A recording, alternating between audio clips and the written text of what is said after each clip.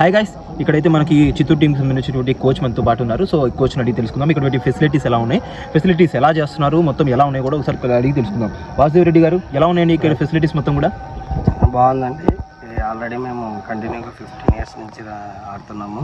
Okay, ఈరోజు టీంకి మేము కోచెస్గా రావడం జరిగింది. అండ్ టీఎస్ ప్రసాద్ అండ్ నేను వాసు నా పేరు. ఫెసిలిటీస్ పరంగా అయితే చాలా బాగుంటుంది. గ్రౌండ్కి దగ్గరలోని అకామిడేషన్ కానీ ఫుడ్ ఫెసిలిటీస్ కానీ అన్నీ చాలా నీట్గా ఉంటుంది. ఓకే, ముఖ్యంగా ఇటువంటి టోర్నమెంట్ జరిపించినందుకు కూడా ఆంధ్ర క్రికెట్ అసోసియేషన్కి మా చిత్తూరు డిస్ట్రిక్ట్ క్రికెట్ అసోసియేషన్ తరఫున ధన్యవాదాలు తెలియజేస్తున్నాం. సార్, ఇప్పుడు ఆంధ్ర క్రికెట్ అసోసియేషన్ వాళ్ళు చాలా ప్రతిష్టాత్మకంగా తీసుకున్నారు ఈ స్టేడియం యొక్క కన్స్ట్రక్షన్ అనేది.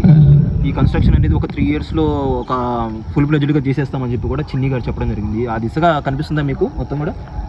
గవర్నమెంట్ వచ్చి కూడా 8 నెలలు అయింది కాబట్టి స్పోర్ట్స్లో ఎక్కువ కూడా కాన్సన్ట్రేట్ చేస్తున్నారు. చిన్ని సార్ కానీ మన సెక్రటరీ గారు కానీ అందరూ కూడా. కాబట్టి వీలైనంత త్వరగా ఇది కూడా అందరికీ అందుబాటులోకి రావడానికి, పెద్ద క్రికెట్ ఆడించడానికి, రంజీ ట్రోఫీ అవన్నీ కూడా ఆడించడానికి కూడా ఫెసిలిటీస్ రెడీ చేస్తున్నారు. ఇవన్నిటి కూడా పాజిటివ్ థింక్లో మరమ్మతులు అయితే చేస్తామని ఆల్రెడీ చెప్పున్నారు. వర్కులు కూడా కొంచెం వర్షాల వల్ల కొంచెం ఆగింది, స్టార్ట్ అవుతుందని చెప్పారు. ఇంకోటి సార్, ఇప్పుడు ఈ సర్ఫేస్ పైన ఎలా ఎటువంటి వికెట్ అంటారు? ఇది ఫస్ట్ మ్యాచ్ ఇక్కడ అంటే మాది ఫస్ట్ మ్యాచ్. ఓకే, మేము కనుక్కున్నంత వరకు ఒక 2 pitches అయితే బౌన్సర్లు ఉన్నాయి. ఒక పిచ్ మీద టర్న్ ఎక్కువ ఉంది. కొన్ని పిచ్లు యూజ్ చేయలేదు. రెగ్యులర్ ఆడేదైతే బౌన్సింగ్ వికెట్ మీద ఆడతారు. ఇప్పుడు ఏదో మాకు కొంచెం ఒక వికెట్ ఇవ్వడం జరిగింది. స్పిన్కి ఎక్కువ సహకరిస్తుందని చెప్తున్నారు. దాన్ని బట్టి కూడా టీంని ఇక్కడ చేసినటువంటి ఫెసిలిటీస్ కావచ్చు, ఏర్పాట్లు కావచ్చు, మొత్తం ఇంటర్నేషనల్ స్టాండర్డ్స్ని మీట్ అవుతున్నాయా మీ క్రికెట్కి? అంటే మీకు డొమెస్టిక్ క్రికెట్, ఇంటర్నేషనల్ క్రికెట్ ఎక్కడైనా కొంచెం తేడా ఉంటుంది. కాకపోతే ఉన్న దాంతో డొమెస్టిక్లో హైలీ ఫెసిలిటీస్ ఉంటాయి స్టేడియం అని చెప్పచ్చు.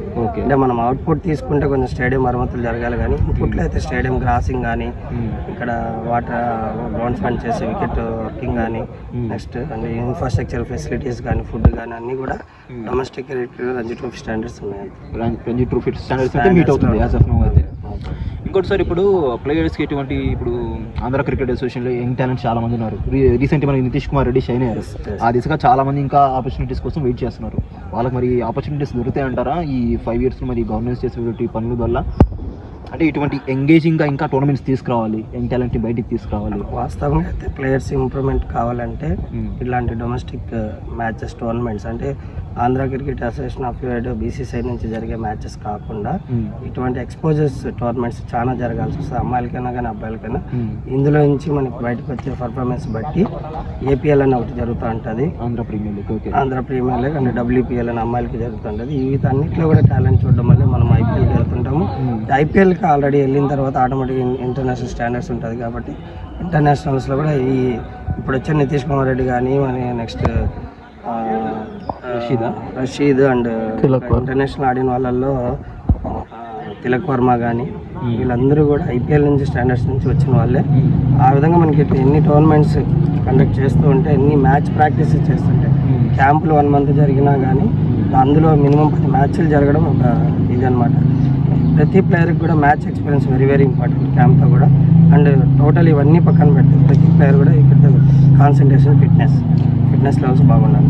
ఇంకోటి సార్, ఇప్పుడు ఏ కాంబినేషన్తో వెళ్తున్నారు ఇవాళ మొత్తం?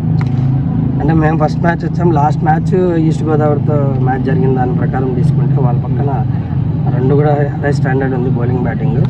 మన దగ్గర అయితే కూడా స్పిన్నర్స్ 2 ఉన్నారు, మీడియం పేసర్స్ 2 బ్యాలెన్స్గానే వెళ్తున్నాము. మ్యాక్సిమమ్ ఎక్కువ బ్యాటింగ్ స్టాండర్డ్ మీద వెళ్తున్నాం. సో టాస్ విన్నింగ్ కెప్టెన్ ఏం తీసుకునే అవకాశం ఉంది పిచ్లో? మ్యాక్సిమం ఇక్కడ బ్యాటింగ్ ఆఫ్టర్నూన్ సెషన్లో ఏమన్నా అంటే పిచ్ గురించి ఈరోజే మేము ఆ పిచ్లో కూడా ఇంతవరకు టోర్నమెంట్ ఇక్కడ ఆడిందంతా లాస్ట్ పిచ్ గమనిస్తున్నాము. ఇదే ఫస్ట్ మ్యాచ్ ఆడుతున్నాం. ఈ టోర్నమెంట్ కూడా ఫస్ట్ మ్యాచ్ కాబట్టి కొంచెం బ్యాటింగ్ స్టాండర్డ్స్ బాగుంటుంది. బ్యాటింగ్ ఎంత ఎక్స్పెక్ట్ చేయొచ్చు అంటారు ఈ ట్రాక్ పైన? డీసెంట్ టార్గెట్ మ్యాక్సిమం అంటే ఫస్ట్ బ్యాటింగ్ ట్రాక్ని బట్టి అయితే 150-170. Okay, all the best for your first match. Thank you. I wish you. నన్ను పెట్టుకోమంటున్నారా? నేనేం పెట్టుకోమంటున్నా.